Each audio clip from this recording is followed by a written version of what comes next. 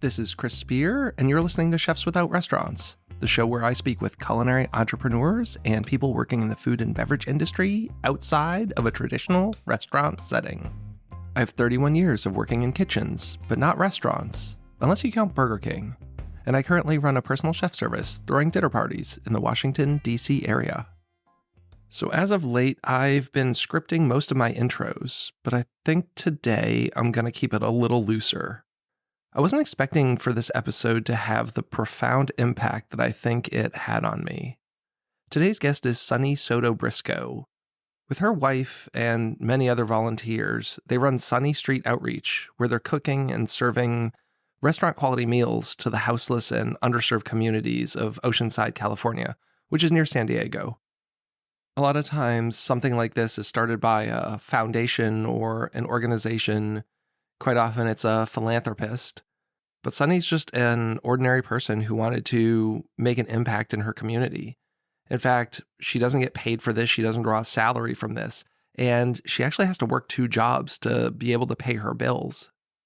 In our discussion, you'll actually hear Sunny talk about how she has found herself on the wrong side of the law a couple of times. In fact, she even wanted to be a police officer. But after her first run-in with the law, she was told point blank by the officer that she would never be able to become a cop and that now she was a criminal. And I think, that's something interesting, the way that we let people sometimes define our paths with their words. But I think listening to this episode, you'll hear that she's anything but a criminal and a troublemaker. In fact, I think we need more people like her out in the community. And the next big thing they're working on is a mobile cafe trailer. The idea of this is that they'll be able to drive around to different places and serve breakfast and coffee drinks to people. And it's built with a 1-for-1 model. So if you buy a breakfast sandwich and a coffee, then they will donate a breakfast sandwich and a coffee to someone who is in need. And of course, the money's going to help fund their other projects, which are feeding people who don't have food. So I don't want to take too much time talking about her background in all of this. What I want to do is make this a call to action, because if we can't help people, what are we even doing here? This is something that I've been thinking a lot about.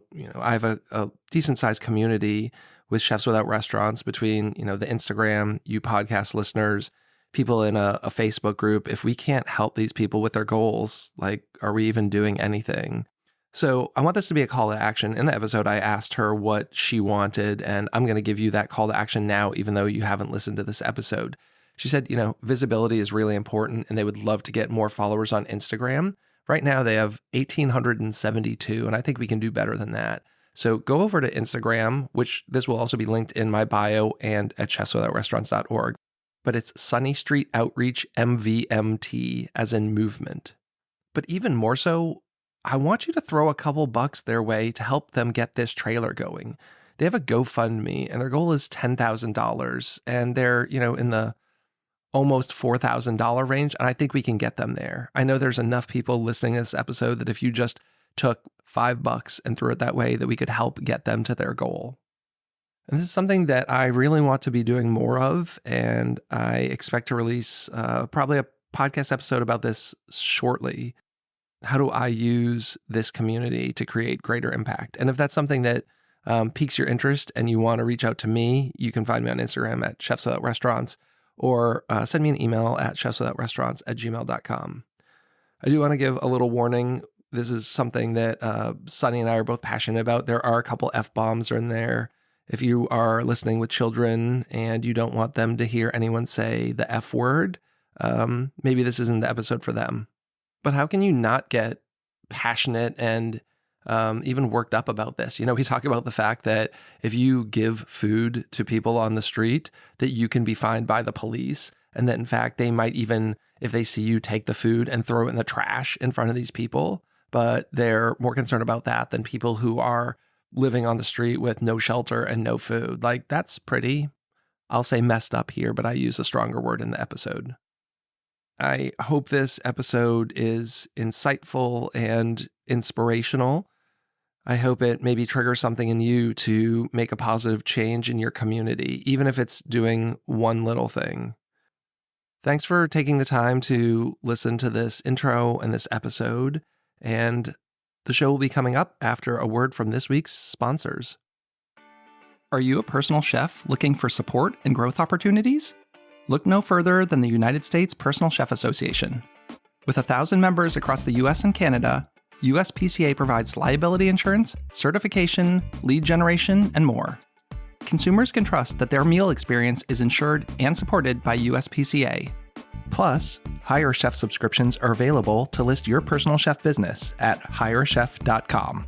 To learn more about membership, advertising, or partnership opportunities, call Angela at 1-800-995-2138, extension 705, or email aprather@uspca.com. Hey, Sunny, welcome to the show. Thanks so much for coming on. Thank you. I'm so happy to be here and just chit-chat with you today.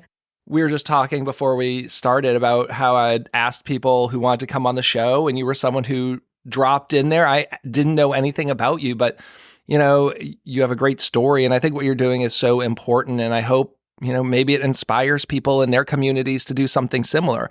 Hopefully we'll have some people in your community who will tune into this and be able to help you. But, you know, if we could just get even one person to decide to make a change in their community, that's what I'm going for. So I think, you know, where I'd like to start is talking about what you're doing now. Obviously, we'll kind of get back into your history and food and how we got here, but let's just talk about what is it that you're doing right now with Sunny Street Outreach. So right now, we cook hot, nutritious meals like chef-driven menus for our Houseless community, and we give out free food to about 100 people every week or so. And right now, we're in the process, I guess, of making like a mobile kitchen so we can up that and it be feeding people every single day, free food. That's amazing and so needed. I think every community, I don't know any community out there who probably doesn't have an issue with this. One of the things I noticed in your Instagram and social media, you talk about using the term houseless, and I think most people use homeless. And is there a distinction between the two?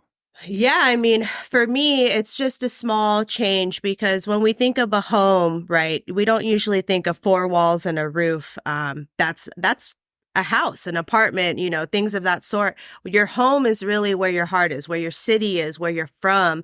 And especially for our Houseless community, why you don't leave is because this city or that place is your home. You have ties there. You have roots. Maybe you have family, you know, in other situations. So we use the term houseless because we just don't have four walls and a roof, you know? Yeah. And you're in the San Diego area, is that right? California? Yeah, California. So I'm sure, you know, your listeners understand we got a crisis on our hands all over California. I'm in San Diego County, but the north region of that in Oceanside, California, which is a little beach town. But it actually is the biggest square footage in San Diego County. So we have a lot of land here. And thankfully, we still have the graps on our houseless crisis here. And I'm sure with the weather being a component that it's a more friendly space if you don't have a home, right? Like I'm in Maryland here. This week we've had 15-degree weather. I feel terrible when you see these people who are outside. I mean, it's brutal and the wind picks up and it's not a great place to be. I assume that you have a larger population of people who are maybe dwelling outdoors or in cars there than maybe we have here. Yeah, for sure. I mean, I think it's definitely easier year round to be able to kind of survive out here with our weather. But like this week, actually, we have a big storm rolling in. So it's raining for like 4 days in a row, like heavy rain. But our infrastructure doesn't really hold up to that rain because we're so spoiled, right? We're used to sunshine, you know, 360 days out of the year.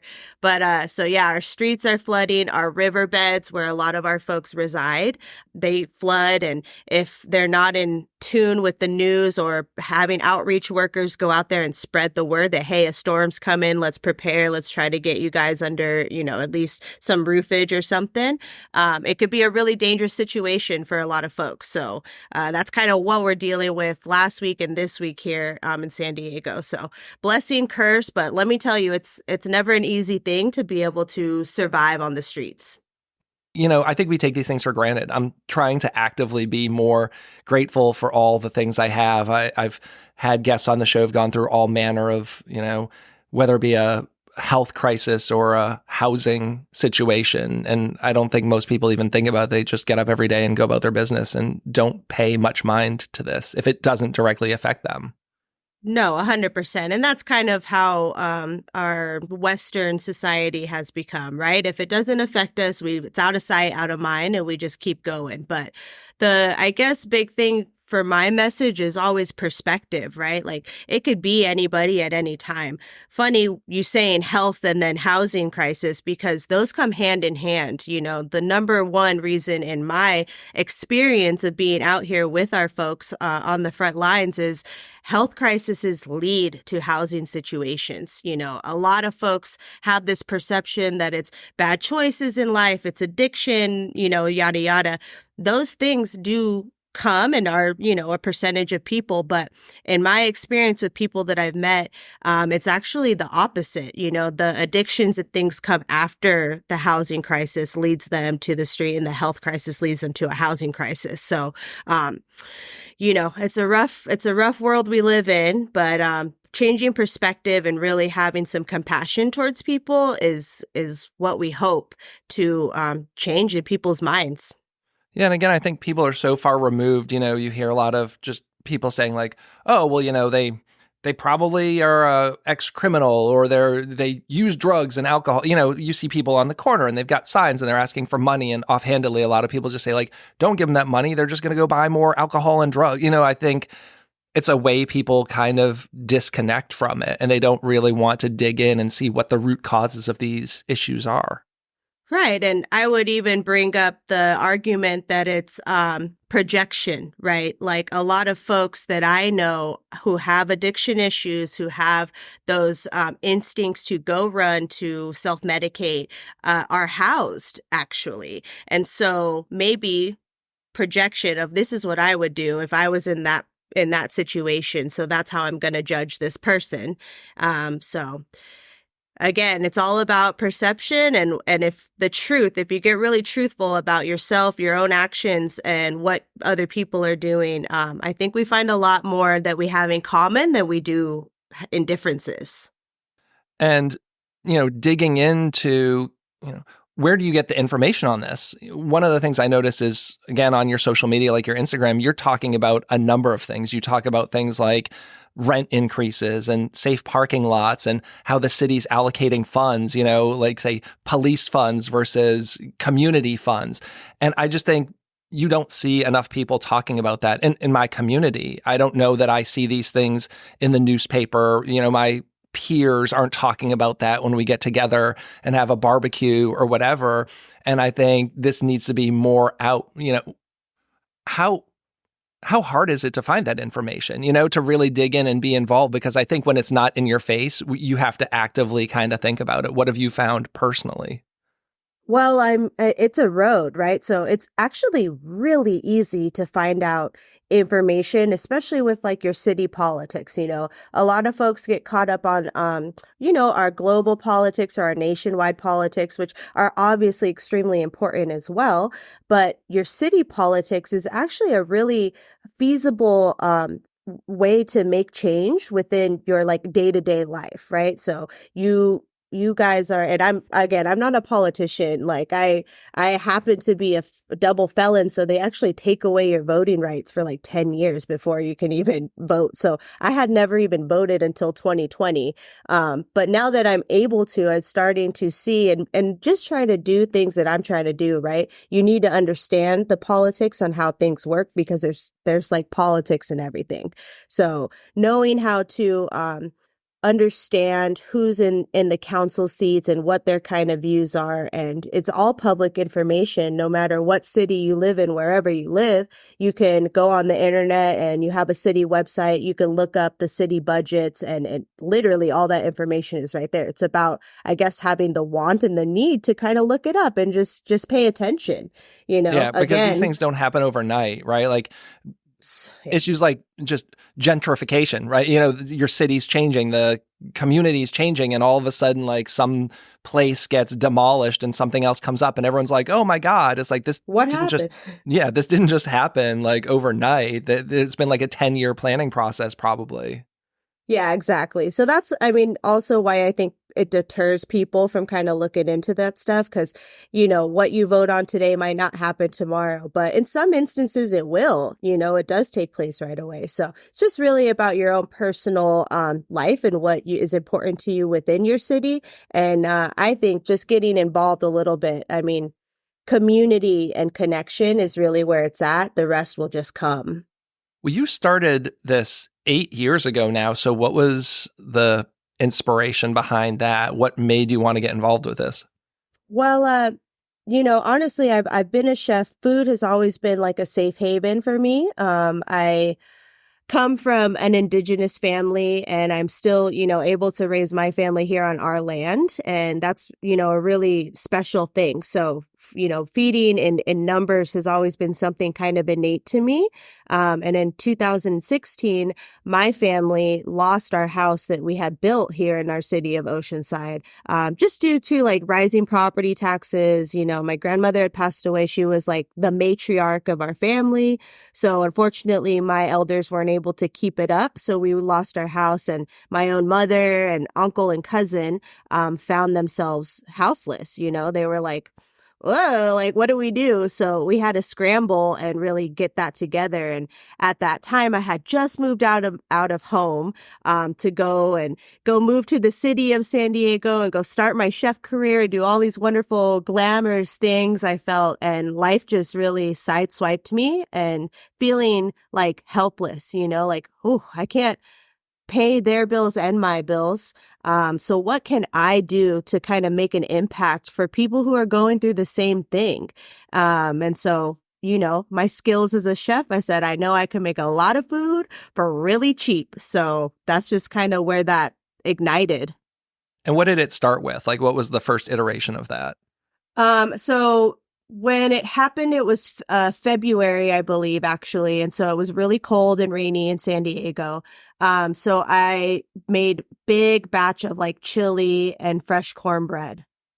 And I went out and in the city of San Diego, also, I was really faced with the houseless crisis. Like it was in Oceanside where my family was going through it. It wasn't that bad. But in the city, every single corner has at least 5 to 10 people. So it's something I couldn't ignore. I had to face it every day.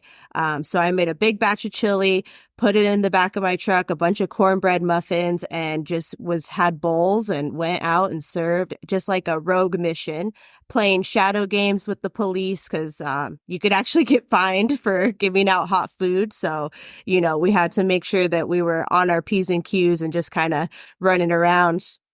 That's crazy that that's not legal. I mean, we've had this conversation. I've had this conversation with friends. I used to live in Seattle and we had, a large population of people who didn't live, in traditional housing. And we quite often on the way home from work would just pack up containers with leftovers. And on the way home, you're at a red light, you put down the window, you give someone a box of food. And we had the discussion about like, oh, this isn't actually something you can do legally. It's like, really? But you don't have a problem with these people who are like sleeping on the streets. We're not going to take care of that. We're going to go after the people who are trying to give them food. That just seems totally fucked up, for lack of a better term. I'm so glad you said fucked up because that's honestly, it's fucking dumb, honestly, because you're finding people, you're throwing out food. Like they would I've honestly never had to deal with this. And again, like I come from a little bit of a criminal background. So I guess I use that in my favor to be able to play and elade the cops, but, now doing good. So I've never been fined, but they'll throw out the food right in front of the folks' face just to be an asshole pretty much, because they could look the other way, right? We know that they do choose to look the other way for many things. So obviously that's a far cry from where you are now. So how did the scaling process, like how did you turn this into a much bigger thing?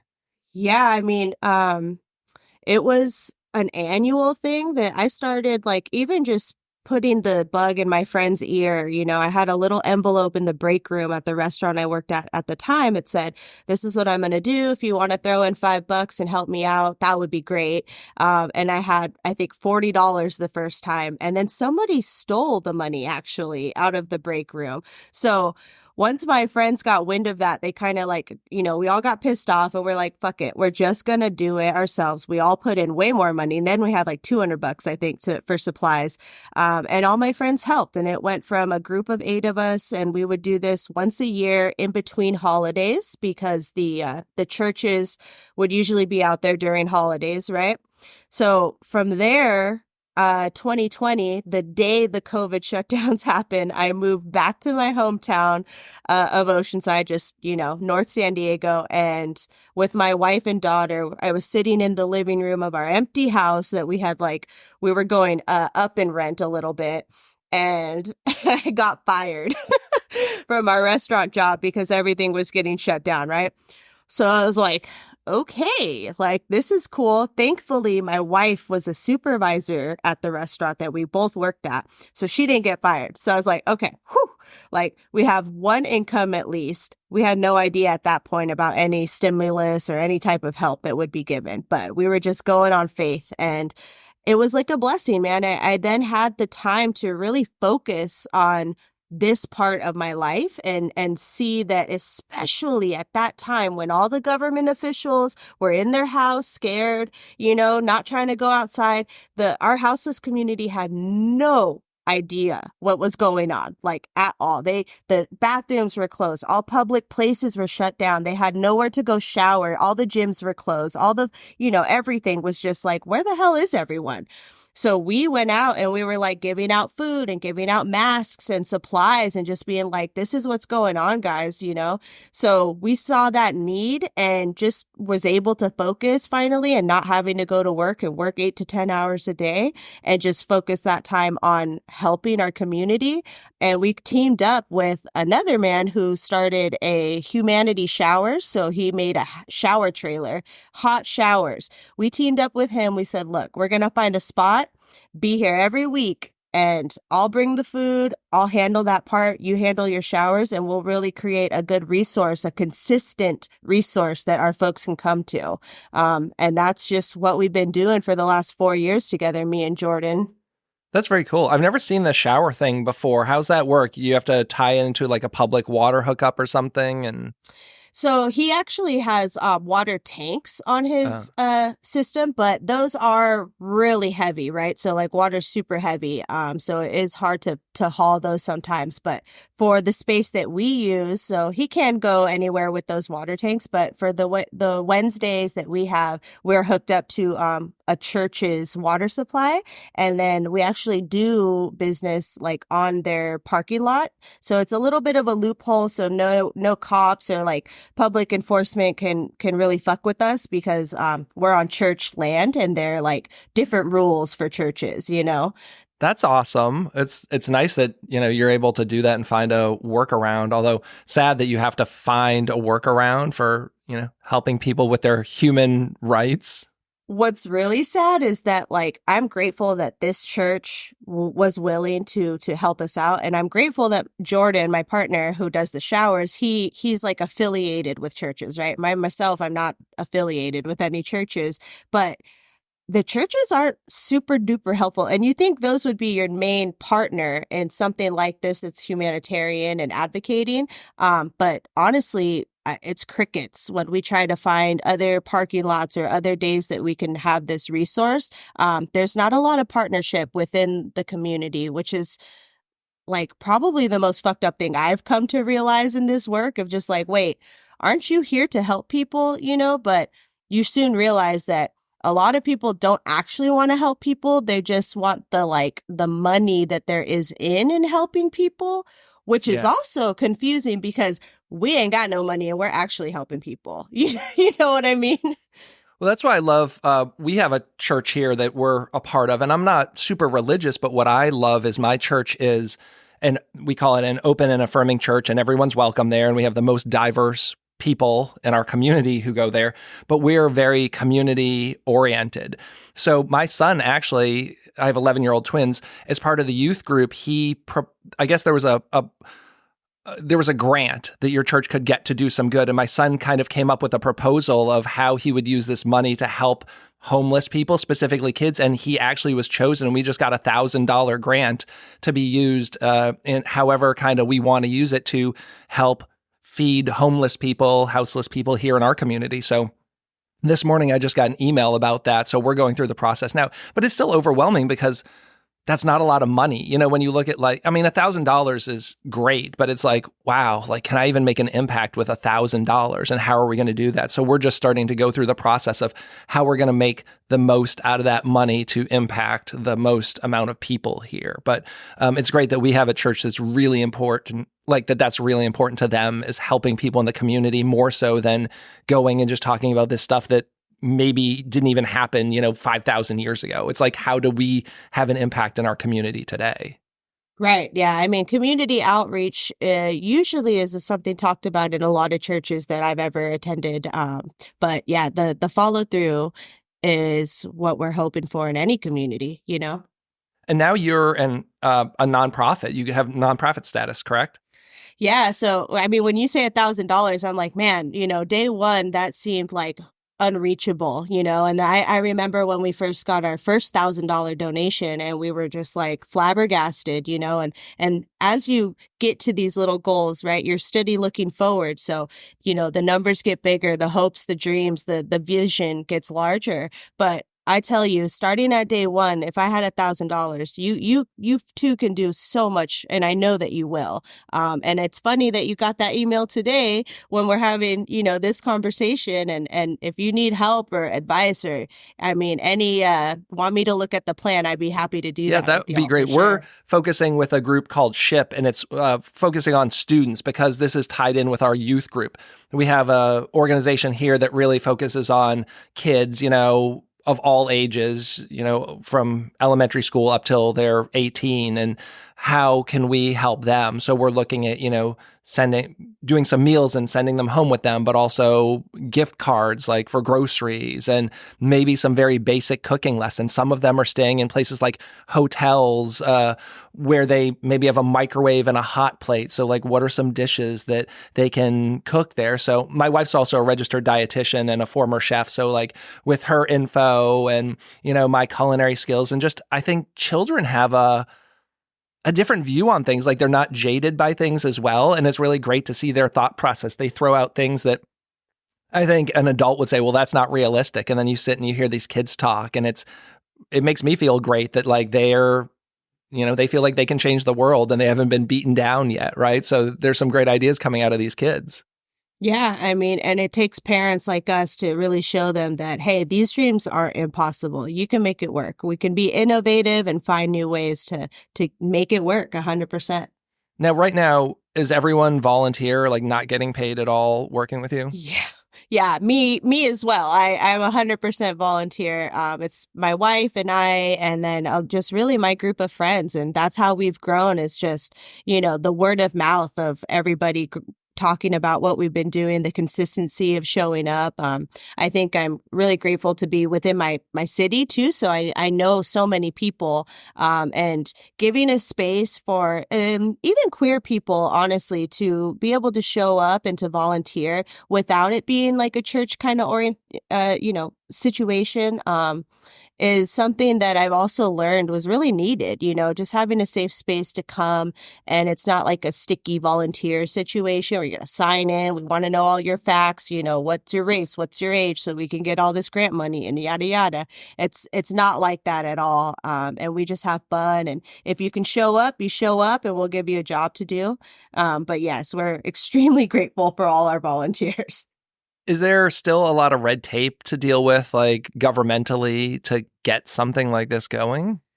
Not necessarily to get it going. We just had to, it takes money to make money, I guess. So even in a nonprofit world, it still costs money to file all your paperwork, to get legit, So we ran as a mutual aid, which is just like technically an illegal situation, right? You're just doing it out of the community, like a garage sale without a LLC, right?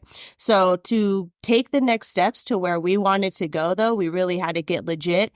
So last year we were able to file our 501c3, and that was just from donations from the community to help us pay for these funds. 100%.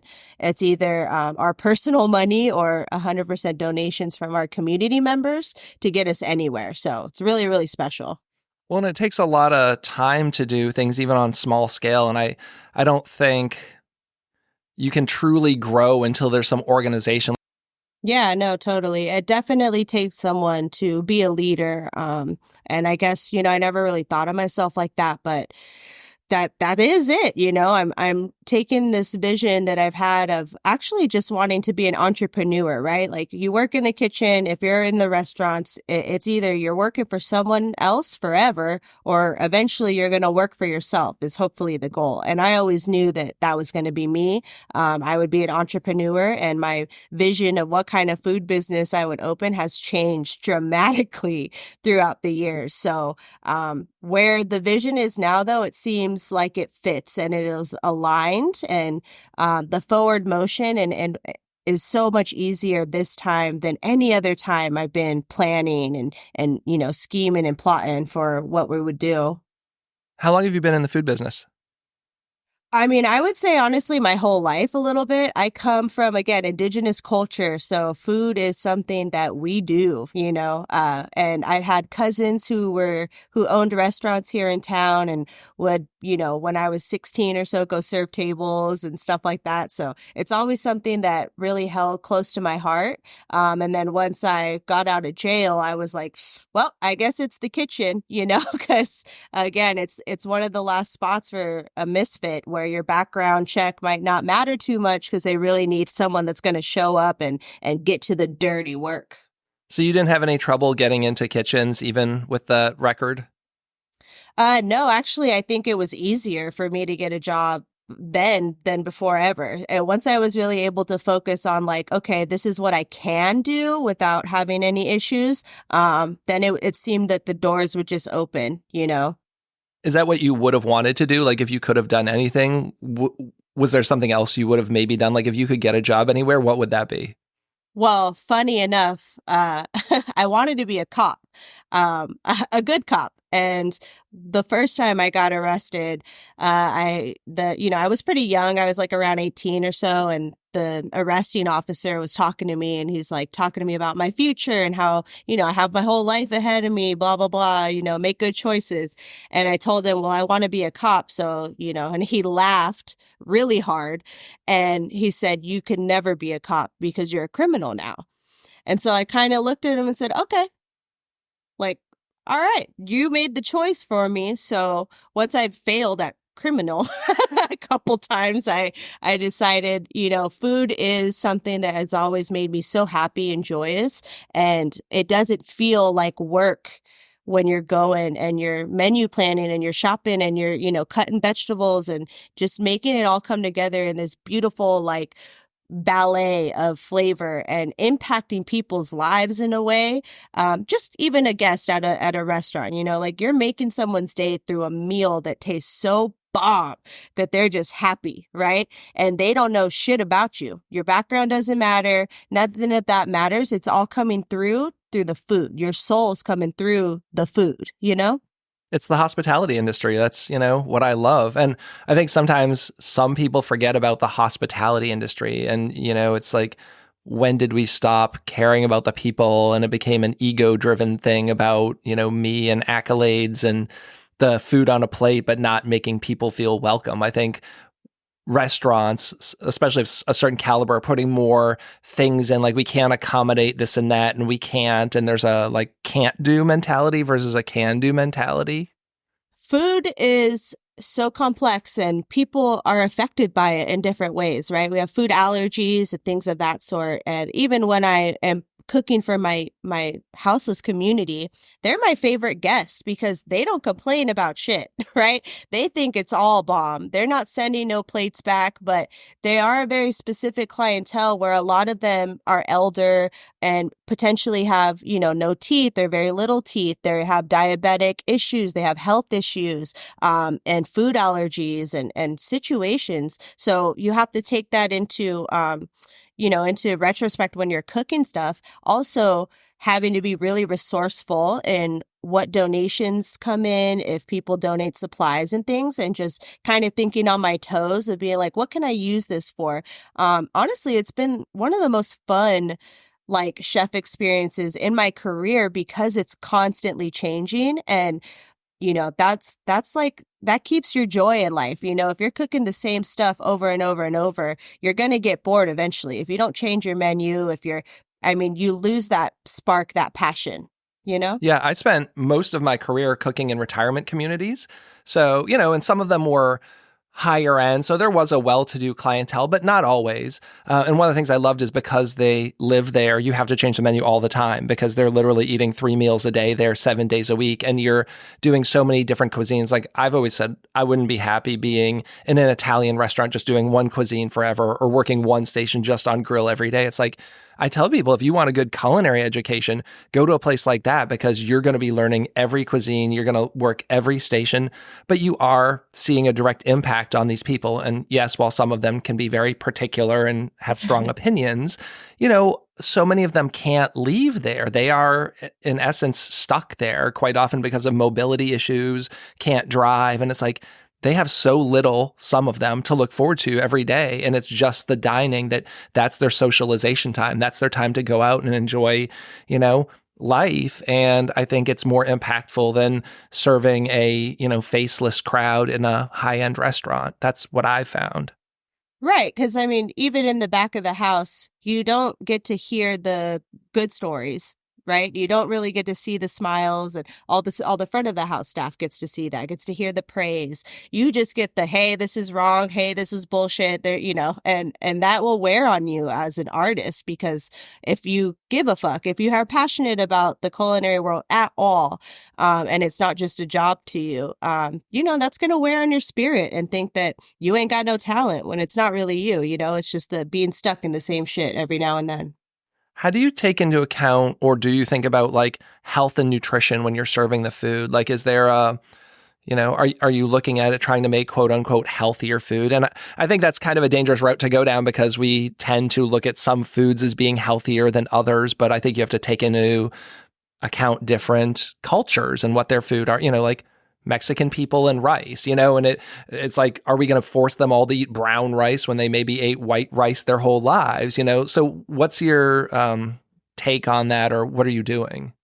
Well, for me, I definitely take into account health, but I'm also taking into account what the comparisons are in other organizations, right? Like a lot of these bigger government run organizations use government food. And myself coming from a lower income family, I understand what government cheese is and things of that sort. And it's processed. And in a Western culture, we're very used to our food is not healthy, right? Things that you go buy in the store aren't honestly the best for you, even the produce in some places. So because of this knowledge a little bit about what we eat, I take it really back to my indigenous roots. And I know that what comes from the earth is best. So to be honest, like 75% of my meal plans are usually plant-based, and I link up with local farms that we have.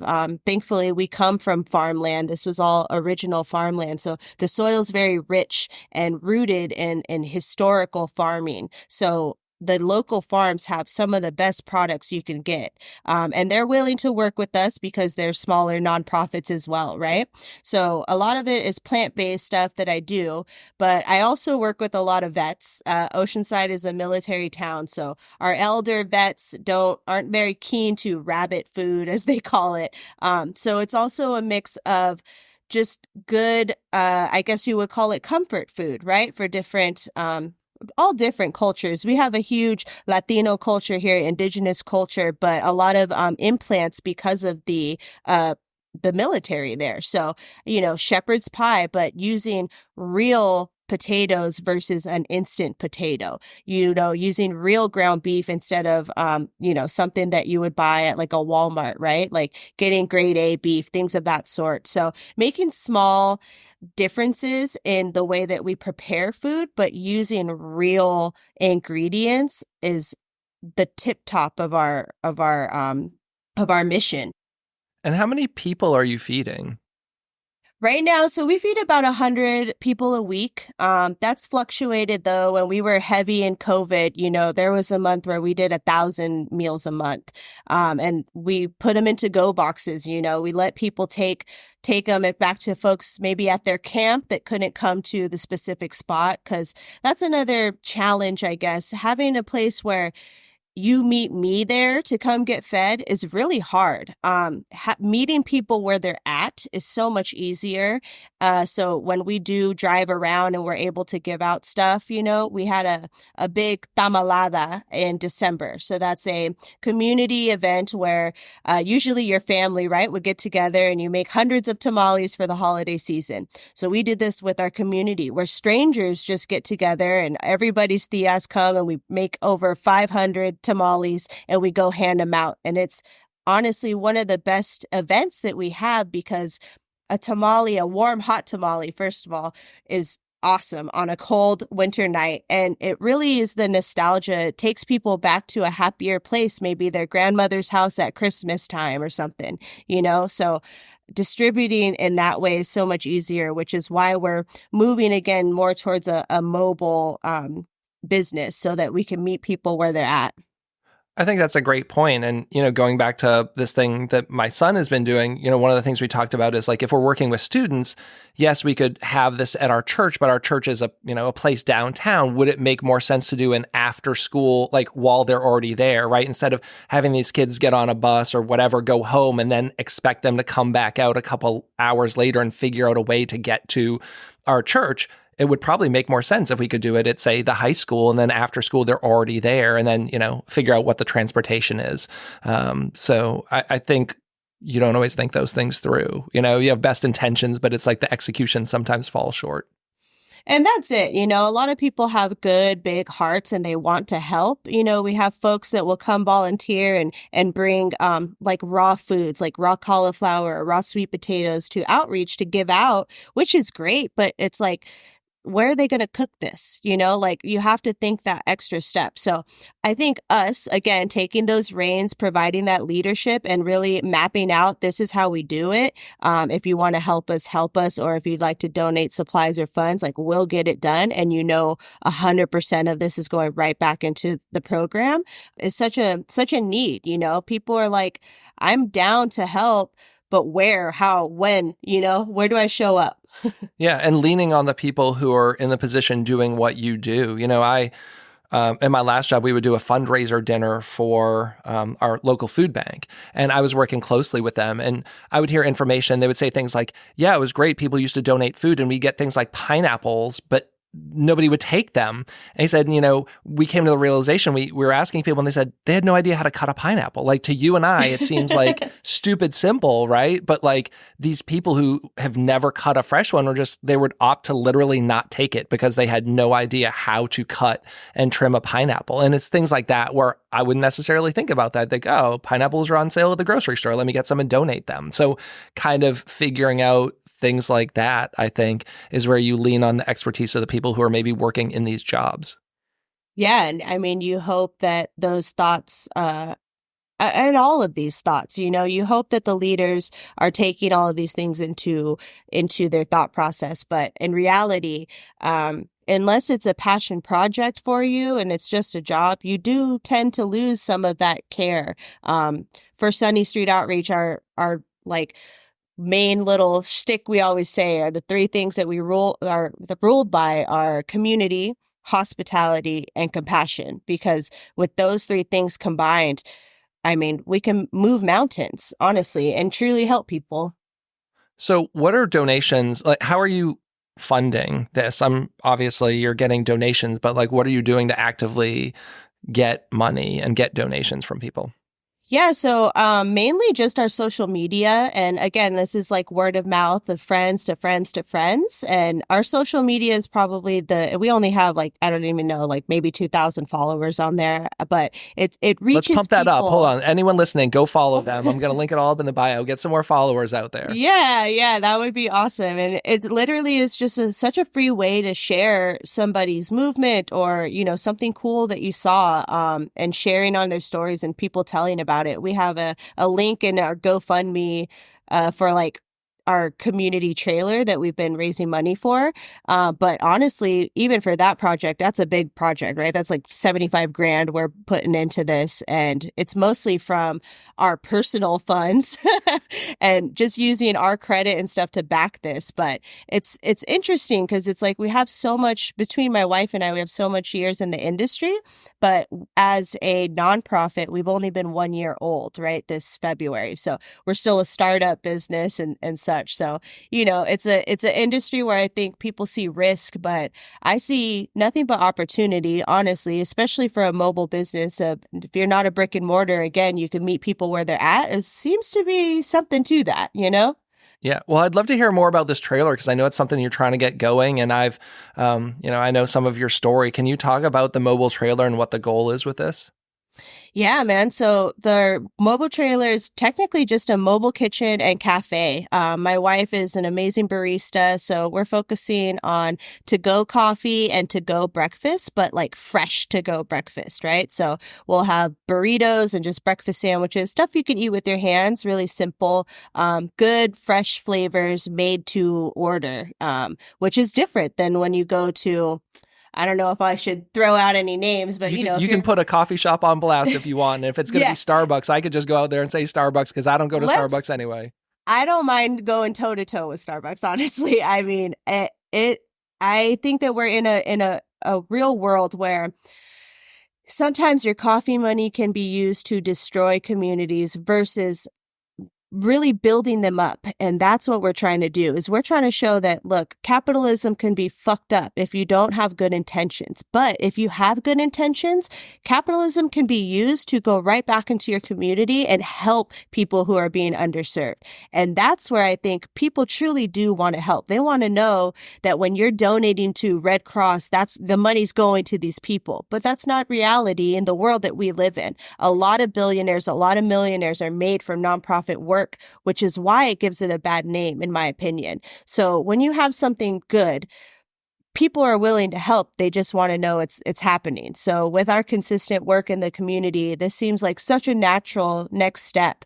So we'll be able to be your coffee spot in the morning and worked into our price. It's kind of like a buy one, give one model. So that's directly going to fund our free food hour every single day where we can feed people coffee, a hot coffee, a fresh meal, every single day in our community. And I mean, the goal would be to franchise this opportunity so that people could start this in their own communities and be able to help because we do not want to be reliant on grant money or government funds because truth is, they're really hard to get. The competition out there is crazy and you have to have, grant writers that cost so much money to be able to potentially get even $1,000 or, upwards of $1 million, whatever. But the reality is that money isn't really going where it should. So we thought, how can we get creative and use this kind of business model to be able to fund and sustain our work every day?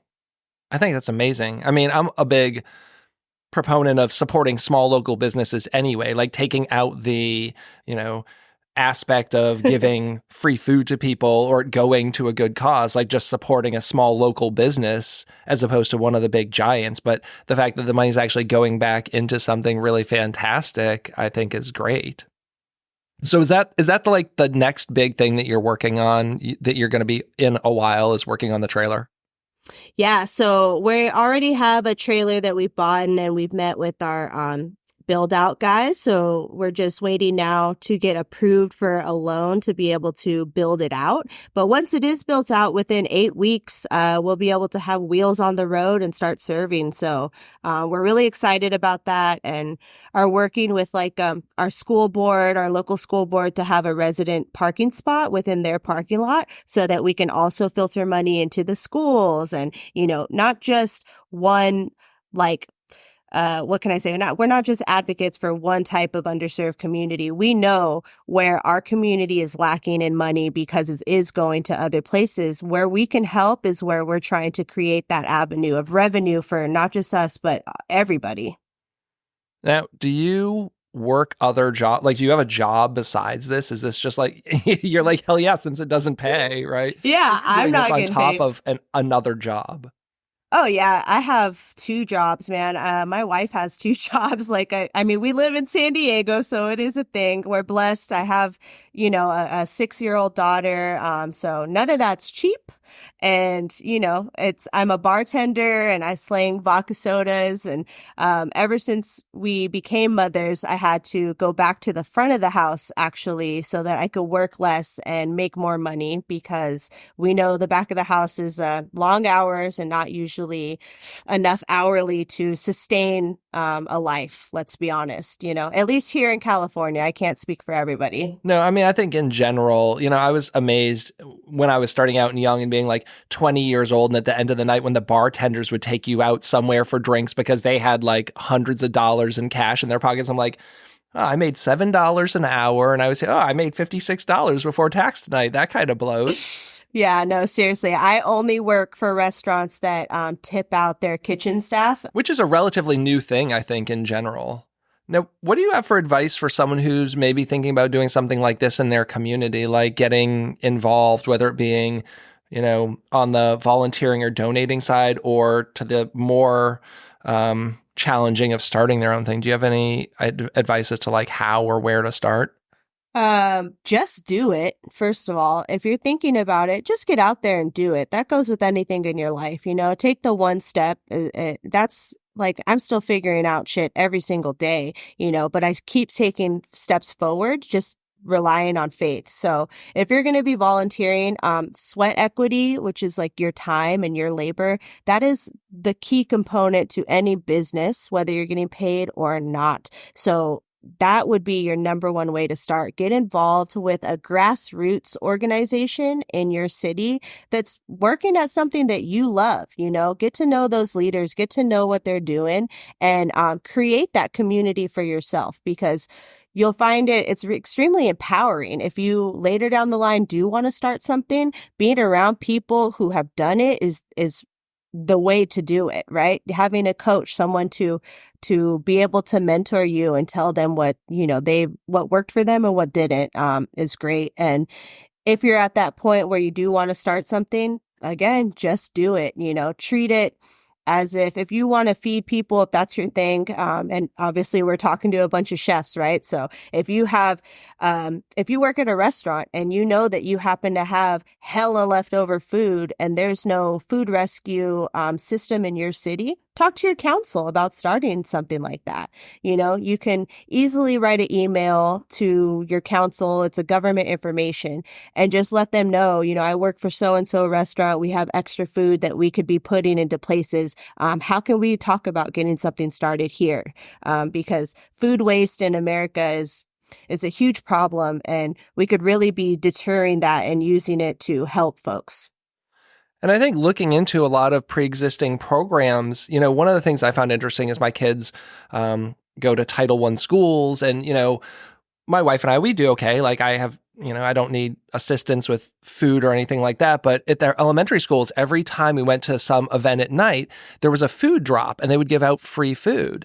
And, I didn't want to go take it because in my mind, it's like I'm taking food from people who need it when we don't need it. And then talking to them, they said, no, you don't understand. Like, if we don't get rid of all this food, they're going to stop giving it to us, and I thought that was really interesting because to me, in my mind, if I take a bag of potatoes, I'm taking it away from someone who actually can't buy a bag of potatoes, but understanding that, no, this is something that the government is providing to us and we want people to take advantage of it. But that was a big shift for me. And it's things like that, like getting that knowledge out there and telling everyone like, hey, by the way, like go grab a bag of apples, because if we stop using this, then everyone's going to lose this benefit. 100%. Yeah. A lot of nonprofits, they're government funded. And so it's a numbers game. If you're not using these resources, they cut your funding. They're not giving you that food. 100% correct.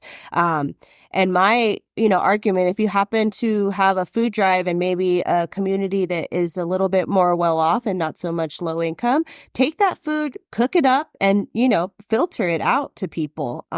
That's definitely an option. We use our food banks, and my daughter's school drive, they do a lot of rice and beans and things of that sort, like dry foods. We'll take them, because even if we start a little community pantry or a little community fridge, which we've been trying to get off the ground, it helps filter all those foods to the people that can get it. Maybe they don't have kids in school and they don't know there's a food drive there, but they need it, you know?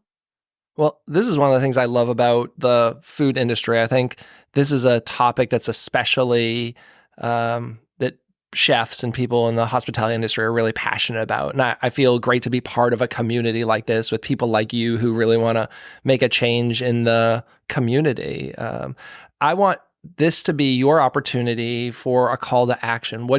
Someone's listening to this. So even if they're not local, how can people help you and your organization specifically? Well, first of all, just follow us on Instagram. Being visible to people is so important for everyone. If you resonate with what we do, and that's your own call to action and you want to help us, DM us, dude. I'm in my DMs. I'm there to answer your questions. I am 100%, all the time on my phone trying to get people to, just spread the word is our biggest thing. If we reach people in Maryland, how awesome, and we're inspiring folks to start something or get involved with something in their community. That's the goal. Sunny Street Outreach starts here in San Diego, but we hope to go nationwide and global. We want to be in your communities to help people. So give us a follow on Instagram at Sunny Street Outreach MVMT. That's short for movement, I guess. You can also visit our website, sunnystreetoutreach.org. And we always ask for donations. Everything is 100% community ran. So every dollar goes right back into our program, which is great because I'm able to volunteer my time. We don't have anyone on payroll at this moment, but spread the word and help us get out there, help us reach over 2,000 followers, and look within your community and see what resonates with you. And as far as the needs, whether it's the schools or the houseless community, everything is struggling, so find your niche and use your skills. If you're a restaurant chef, start a food rescue program within your space. If you have extra food, start handing 1 or 2 meals out a night. That's really where the passion starts. I hope everyone out there is listening to this, especially. I want everyone to go follow them on Instagram, but I really want everyone to kind of think about this, listen to this episode again, figure out how you can do something to help your local community. And it doesn't necessarily even have to deal with feeding people, but just find something to do to make an impact. And if you've been blessed in this life and have a good life, find a way to give back to your community. Thanks so much for coming on the show. I'm really glad we could meet and I could have you on to tell your story. Yeah, thanks so much. This was a really great conversation. It's nice to chit chat with people who really know what you go through, Yeah. And I hope to have more episodes like this. So if you're out there and you are running something similar or even different, have a nonprofit or trying to make a positive impact in your community, you know where to find me. So as always, this has been Chris with Chefs Without Restaurants. Feel free to DM me on Instagram at Chefs Without Restaurants or send me an email at chefswithoutrestaurants@gmail.com. Thanks so much for listening and have a great week. You're still here? The podcast's over. If you are indeed still here, thanks for taking the time to listen to the show. I'd love to direct you to one place, and that's chefswithoutrestaurants.org. From there, you'll be able to join our email newsletter, get connected in our free Facebook group, and join our personal chef, catering, and food truck database so I can help get you more job leads. And you'll also find a link to our sponsor page where you'll find products and services I love. You pay nothing additional to use these links, but I may get a small commission, which helps keep the Chefs Without Restaurants podcast and organization running. You might even get a discount for using some of these links. As always, you can reach out to me on Instagram at Chefs Without Restaurants or send me an email at chefswithoutrestaurants@gmail.com. Thanks so much.